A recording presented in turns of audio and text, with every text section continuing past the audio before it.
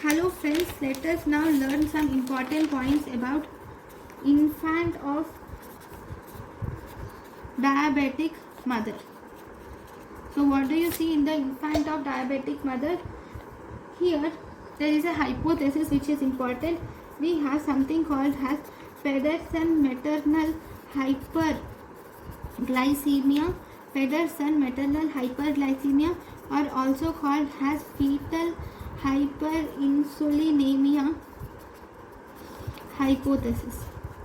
Fetal hyperinsulinemia hypothesis. So in this, first and foremost, there is maternal hypoglycemia. Maternal hyperglycemia, there is increased blood glucose levels in the mother because of diabetes. So this will result in hyperglycemia in the fetus. So there will be fetal hyperglycemia. So as a result, fetal pancreas will produce more amount of insulin. So this will result in fetal insulinemia. Now this insulin will normally act as growth factor. So because insulin acts as a growth factor, now this results in increase in size of the organs. All organs increase in size except brain. Except brain, all organs will increase in size. Thus there will be macrosomia or large for dead baby. In an infant of diabetic mother, you will see presence of hairy pinna is present. Okay, and because it acts as a growth factor, there will be increased extramedullary hematopoiesis. Whenever there is increased blood cell production outside the bone marrow, this will result in increased blood cells. Increased RBC is called as polycythemia. When these break down in the baby after birth, this will result in neonatal hyperbilirubinemia. Okay, so this is about the Pedersen maternal hyperglycemia theory. Now, what are the main problems which you see in infant of diabetic mother? First and foremost, you will see presence of macrosomia or large for dead baby will be there, because this will be there because of difficult or prolonged labor.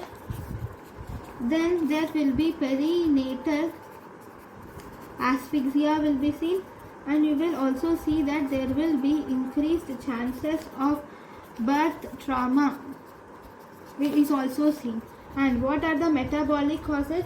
If you see, metabolic causes include the baby will have hypoglycemia, she will have decreased calcium levels, that is hypocalcemia, there will be hypomagnesemia, there will be polycythemia, there will be neonatal jaundice will be seen in the baby.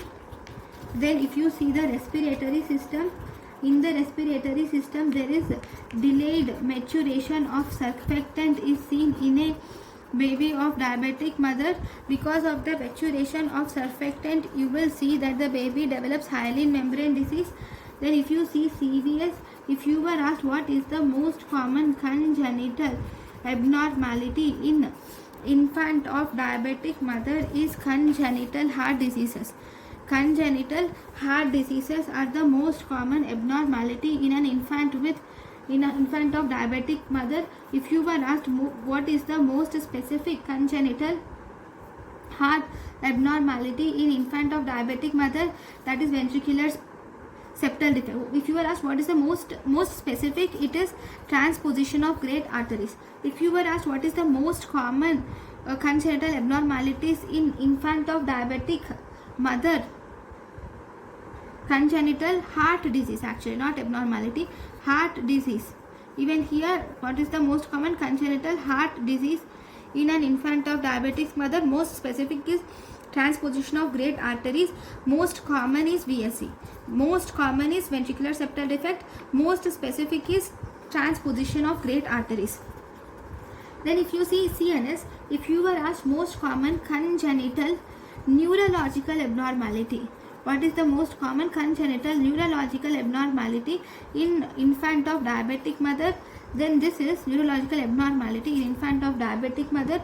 It is neural tube defects is the most common congenital abnormality. If you were asked what is the most specific congenital neurological abnormality in infant of diabetic mother, it is sacral agenesis, or also called as caudal regression syndrome. Sacral agenesis or caudal regression syndrome is seen. Okay, then if you were asked what is the overall most specific, overall among all the diseases, what is the most specific congenital abnormality in infant of diabetic mother overall? In overall, if you see, it is sacral agenesis or caudal regression syndrome. Then what about the renal issues? In the renal, the abnormalities of renal results in renal agenesis. Then there can be duplication of ureter occurs, and there will be renal vein thrombosis will be seen. Then if you see GIT abnormalities will be duodenal atresia will be there.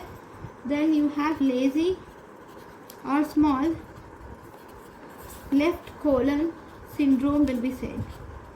These are GIT abnormalities.